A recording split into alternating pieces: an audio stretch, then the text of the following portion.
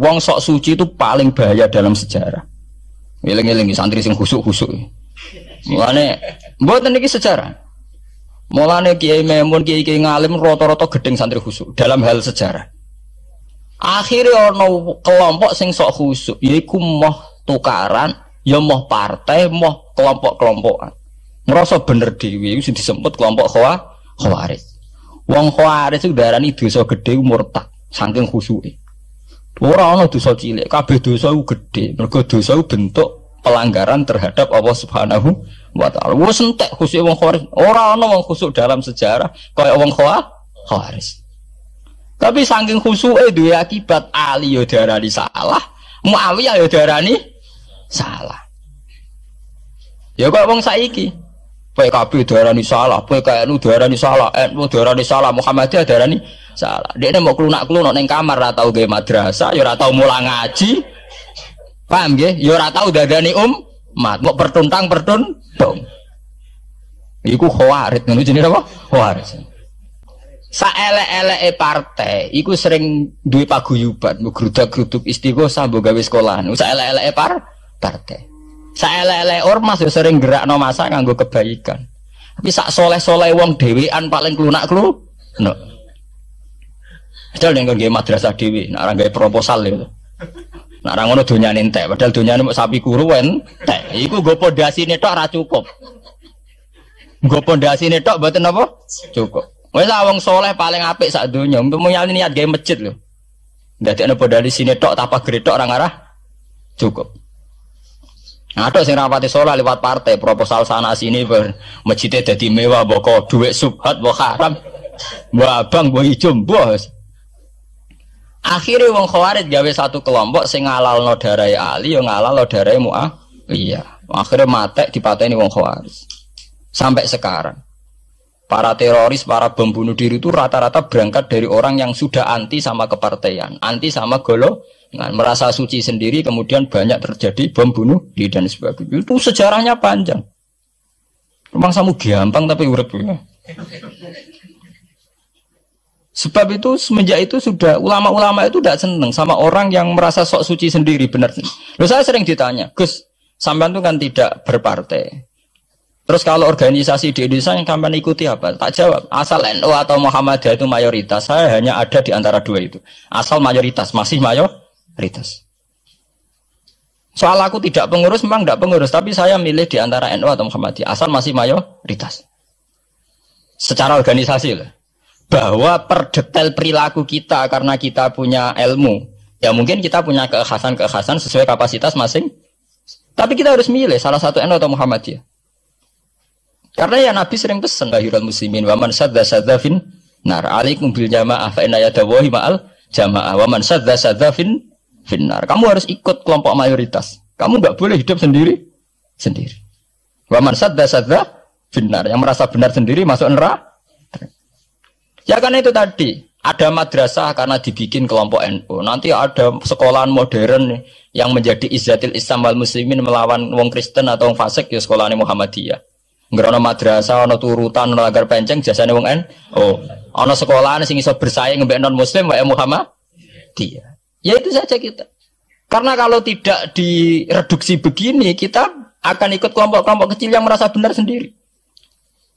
Misalnya kelompok-kelompok yang kecil-kecil sing aneh-aneh. Itu kan mereka lebih orisinil.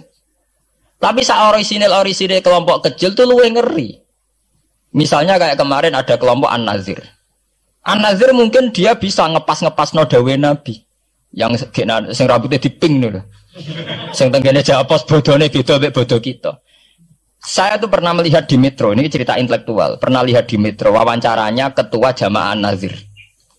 Itu dalam banyak hal memang mereka ingin memiripkan sama Nabi. Misalnya rambut dipilok, diping. Dalam sejarah, sampean takok ahli hadis, memang Nabi Sayyidina Umar Bakar itu rambutnya apa disemir. Terus mereka kalau sholat isya itu akhir. Katanya Nabi kalau sholat isya sulusul lail. Dan sebagainya, dan sebagainya. Tapi apa sisi yang dari itu terus kemudian merasa persis Nabi? Wong Nabi itu macam-macam. Beliau hidup itu berapa tahun? 23 tahun. Semenjak beliau jadi Nabi itu ngalami kenabian binten 23 tahun. Dan itu punya ikhwal-ikhwal yang rawan ada nasah mansuh. Seperti sekarang di Pondok Indramayu di mana-mana ada satu kelompok yang nganggap kehidupan sekarang itu adalah periode Makkiyah. Periode Makkiyah itu satu periode yang dimana sholat wajib rapati wajib, zina rapati haram, nyabu rapati. Ya ada kelompok-kelompok di kota-kota begitu. Di kota-kota juga banyak orang yang sama orang zina itu biasa, sama orang nyabu biasa. Mereka sendiri tetap mengharamkan zina, tapi nggak perlu dilawan. Sehingga polemik ketika FPI begitu ada yang mengatakan periode sekarang itu mirip Makkiyah, di mana kemungkaran nggak perlu dilawan, yaitu bil hikmati wal mau'izatil hasanah. Ada orang yang menafsirkan Islam sekarang itu sudah periode Madaniyah, sehingga kemungkaran harus dilawan. Yang kayak FPI itu yang anggap sekarang sudah periode Madaniyah. Lah itu kan artinya begini, semua itu toh mengklaim mirip-mirip niru Kanjeng Nabi. Masalahnya semua itu juga ngeklaim mirip-mirip niru Kanjeng Nabi. Nah, terus kemudian ini cerita Malik ahli sunnah. Kemudian sejarah memanjang. Sausi Ali bin Muawiyah keok, Sayyidina Ali keok di putra Sayyid Husain. Sayyid Husain kon ngakoni pemerintahane Yazid teng Syam. Sayyid Husain boten kersa. Idzan al mautu khairun li. Kalau begitu lebih baik mati. Terus dibantai teng Karbala. Bonus. Ketika dibantai di Karbala malah melahirkan trauma lagi. Wong Islam sing model tipikal Sunni tetap melok Yazid. Tipikal Sunni bukan Sunni, tipikal Sunni. Artinya melok Yazid wes ora usah dituntut dendam, malah ra ono bare. Akhirnya gak dendam. Kelompok Syiah iku apa-apaanan, putune Nabi kapundhut kok dingin-dingin saja. Kudu ono revolusi, akhirnya revolusi. Ngelahirno kelompok Syiah kantek sak mangke. Karena kelompok Syiah itu berangkat dari tragedi Husain, semua penanggalan Syiah mengacu 10 Muharram di tanggal kabudute Sayyid Husain, dan revolusi Syiah selalu mengacu kebangkitan Sayyid Husain. Nah ahli sunnah mulai dulu karena melihat fenomena semua macam-macam pokoknya kayak wong Indonesia saiki. Dan buatan derek-derek mulai dhisik. Bon, begitu terus sejarah sampai lahirnya sejarah intelektual. Nah sejarah intelektual sejarah paling nakalan. Jadi mau resiko terus ujuk-ujuk dari sejarah intelektual yaitu yang diikuti kados Mbah Hasyim Asy'ari, Mbah Fadl, ulama-ulama. Terus wonten panduan ahli sunnah secara gampang. Artinya secara gampang begini. Ahli sunnah itu siapa? Orang yang dalam bermadzhab fikih mengikuti ahadul madzahib al-arba'ah. Orang yang dalam ilmu kalam mengikuti Abu Musa al-Asy'ari atau Abul Hasan al-Maturidi. Orang yang dalam tasawuf mengikuti Imam Junaid, Abul Qasim al-Junaidi atau Syekh Abdul Qadir al-Jilani. Ya begitu. Tapi kan mereka-mereka yang jadi panutan kita kan orang yang baru datang kemarin. Masa sahabat disobarani ahli sunnah? Tabi'in, masa tabi'in pengikut Abu Musa al-Asy'ari? Dhisik endi tabi'in Abu Musa al-Asy'ari? Masa Sayyidina Umar pengikut Imam Syafi'i? Wong dhisik Sayyidina Umar. Nah itu jenenge pembakuan sejarah secara intelektual. Artinya karena mendefinisikan ahli sunnah itu kangelan. Sebabnya ahli sunnah itu wong sing ciri utamane iku Syafi'i atau Maliki atau Hanafi. Dalam akidah anut Asy'ari atau Matu, ya hanya begitu saja. Ya sesuai secara kultural kalau di Indonesia ditarif ahli sunnah ki sapa? Ya nak NU ya Muhammadiyah. Karena Wahabi itu klaim ahli sunnah, sama jangan salah paham. Wahabi sendiri itu menurut konvensi internasional itu masih ahli sunnah. Ya. Dalam seminar-seminar OKI sedunia Wahabi itu masih kategori ahli sunnah. Muhammadiyah termasuk masih kategori ahli sunnah. Tapi kemudian ahli sunnah direduksi lagi. Ahli sunnah iso apa? Yang sarungan ketunan kuno ya napa? Ahli sunnah. Nah, repot kan? Akhirnya secara global digawe takrif ahli sunnah iku sapa? Sing ora jelas sikape. Lah anak Syiah sing wani Amerika. Itu takrif itu berkembang terus. Kalau kebetulan Syiah diwakili oleh Iran, mulai dhisik ciri utamane Iran wani Amerika. Enggak dong, Iran nate dipresideni Shah Iran. Shah Iran itu Pahlavi bonekane Amerika. Terus digoleng mbek monarkine Khomeini mbek Ali Syariah. Semenjak itu Iran identik mbek wani Amerika dimulai zaman era revolusi sinten Khomeini. Badhe niku Rafsanjani dia masih wani Amerika. Terus sama ke Ahmad Benejad nih. Mulai riyen Iran kok di ciri khas sebuah negara yang wani napa? Amerika. Wani tenan Bores pokoknya jadi sejarah. Dene wis duwe sejarah ciri khasnya wani napa? Amerika. Nah, sesuai dadi takrif. Pemerintahan Sunni piye? Sing balane Amerika, lha Arab Saudi balane Amerika. Lah sing Syiah sing wani.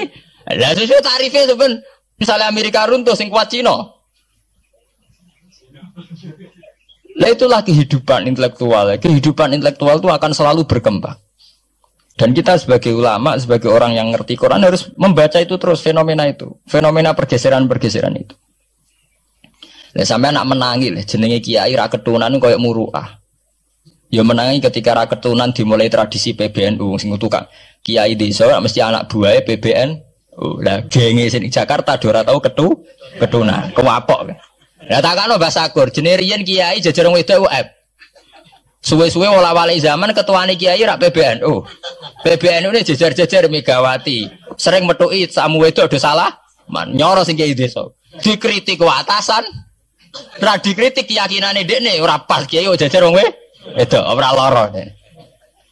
Ya itu zaman mesti begitu. Kiai desa ngrasa nak lunga ora ketunan UF, ketuane kiai ning Jakarta, ora ana sing Orang ana sing ketunan. Cara desa kiai jagoan mbek wong wedok iku ketuane kiai sini Jakarta. Ya ora trimo jagongan, koalisi. Ya itu kehidupan intelektual. Kita harus lapang dada berani membaca itu. Itu fakta. Kowe ora usah dadi khawarit karena kecewa terus dadi napa? Khawarit. Kecewa Pak Hasyim Asy'ari, kecewa Gus Dur terus dadi khawarit klunak-klunuk mbek gremang-grem. Tidak bisa. Kita harus gentleman sesuai dawuh Nabi ilzamu jamaahirul muslimin wa man sadda finnar alaikum bil jamaah fa inna yadawi ma'al jamaah wa man sadda finnar. Wani kula umpama partai nggih milih sing gedhe, ormas nggih milih sing gedhe. Bukan oportunis ya milih yang itu. Mergo sing cilik-cilik malah bulet ngono ngatur. Paham nggih? Mungkin yang cilik itu benar tapi bulet. Cara bahasa ini dari mainstream saja, yang umum-umum saja. Kan kalau kiai kan butuh lumah rakyat mana kira ketunan. Umumnya uang piye ke? Wah umumnya uang. Kalau kan khusus umumnya uang, sing ringan-ringan saja itu, sing umum-umum saja. Gitu tadi ya. Karena sejarah ahli sunnah sendiri itu sejarah yang disederhanakan oleh proses intelektual. Kalau baleni mari sejarah ahli sunnah piyambak itu sejarah yang disederhanakan oleh proses intelektual. Ini kemudian ada takrif ahli sunnah itu sapa wong sing cara bermadzhab mengikuti ahadul madzahib al-arba. Cara bertasawuf mengikuti Abdul Qasim Al-Junaidi, nggih. Cara bertauhid atau berilmu kalam nganggo Abu Musa Al-Asy'ari atau Abdul Hasan Al-Maturidi. Tapi mana ada takrif itu zaman Nabi. Nabi ora menangi periode ini Abu Musa Al-Asy'ari, ya ora menangi Abdul Hasan Al-Maturidi.